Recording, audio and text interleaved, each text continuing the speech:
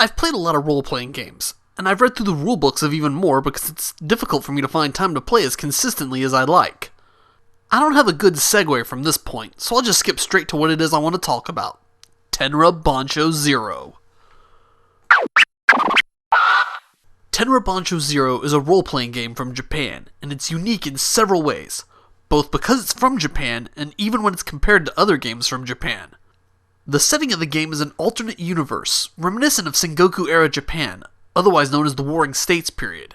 If you're unfamiliar with fiction set in that time period, just imagine American Western, except instead of cowboys and bandits, you have samurai and ninjas. It may sound bland when I put it that way, but that's because I haven't gotten to the best part. Imagine the Warring States period of Japan, if magic and giant robots existed. That is Tenra Bansho Zero's setting in a nutshell. And to top it all off, the game itself is very conducive to allowing over-the-top and even downright bonkers things happening. Giant robot slaying cyborgs? Check. Coked out ninjas that can turn their arms into swords? Check. Shape-shifting spirit summoners? Check. Any other ridiculous combination of all the things I mentioned above, plus many more? You better believe that's a check. I don't necessarily want to give the impression that this game is all about over-the-top and out-of-control shenanigans. That's just the most effective way of describing what's going on in this game.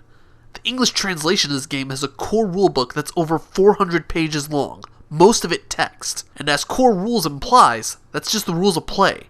Thankfully though, it's all stuff you can read on a need-to-know basis, like specific kinds of giant robots that exist, or the various magical abilities and how they're used.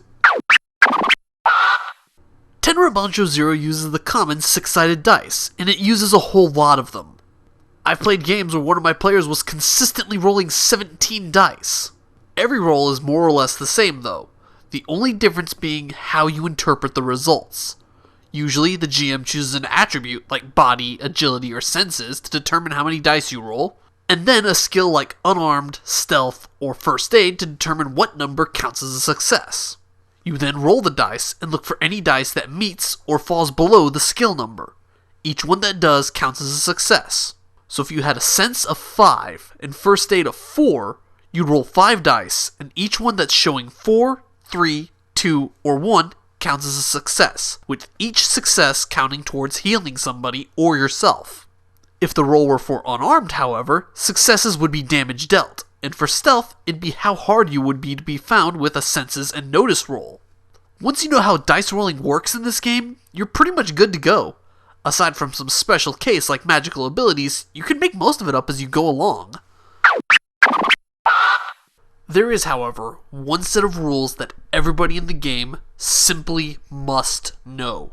It's a doozy, and you can't ignore or change it, not without completely ruining what makes Tenra Bansho Zero unique at least. It's called the karma system, and it's what ties the entire game together. With as few frills as possible, it goes like this. When you make your character, you choose from various templates. Each template, along with skills, equipment, and special abilities, also gives you something referred to as a fate. You start off with 2 fates from your templates, as well as one assigned to you by the GM called a destiny. Fates are essentially what your character cares about or otherwise lives for. They're important for many reasons, and I'll address each one as they come up, so bear with me.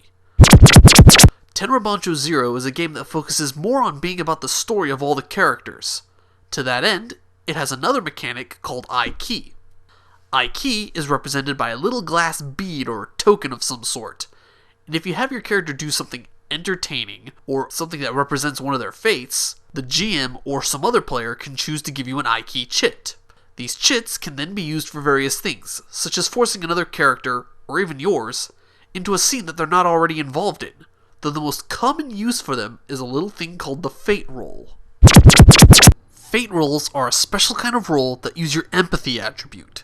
However, instead of being based on a skill, they're based on a rating of one of your fates. There's only certain times in the game where you can make a fate roll, and for good reason. For the cost of 1 I-Key chit, you're given a chance to earn a powerful resource called Ki. Ki can be used for one of 2 things. The first is to permanently increase your character's skills, abilities, and anything else listed on your character sheet. The second is to give you various temporary bonuses, such as extra dice for a roll, or extra successes on an already successful roll. So basically, Tenra Bansho Zero rewards good role-playing, as well as generally being entertaining. It's made even better by the fact that other players can decide to give you IK. They can just say, hey, Ralph, you're doing a good job demonstrating your fate trying to attain the ultimate power. Then they take an IK chit from the pot in the center, and Ralphie has another IK chit, which he can then use to earn Ki and maybe help his character along with attaining the ultimate power. Ki isn't without its downsides, though. Every time you spend Ki, it eventually turns into Karma, which in this game is a bad thing. Karma starts off as a measure of how powerful your character is. Every template you take during character creation raises that character's Karma, though as the game progresses, and you spend Ki, your Karma further increases, regardless of what you spent it on. And should your Karma ever go above 108, you run the risk of losing control over your character, as they become an Asura, a monster that's become obsessed with their fates.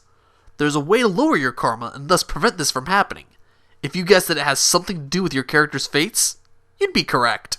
The final part of this long debacle that is Tenra Bansho Zero's Karma system happens during intermissions, which are precisely what they sound like. A break in play that serves as a segue for drastic changes in story. Intermissions allow for drastic changes to your characters, in fact. If you want your character to suddenly be a cyborg and you have the Ki to spend for it, wait for an intermission, and say that your character spends some time being mangled and turned into a half-human, half-robot abomination. This is the time for things like that. It's also the time for the no-self phase, which is where you can make various changes to your fates, adding new ones, increasing their rating, eliminating them entirely, or even changing one that you already have. In fact, it's those last two actions, eliminating and changing fates, that lowers your Karma.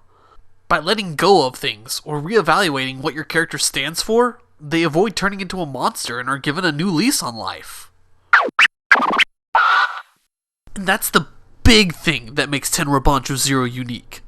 There's a lot of other great stuff about this game. It's rife with all kinds of themes that make it, honestly, a great artifact of Japanese culture. The setting is one fairly unique to Japan and includes lots of tropes common in their animation, such as transforming warriors, giant robots, ninjas with well-kept secrets, and so much more.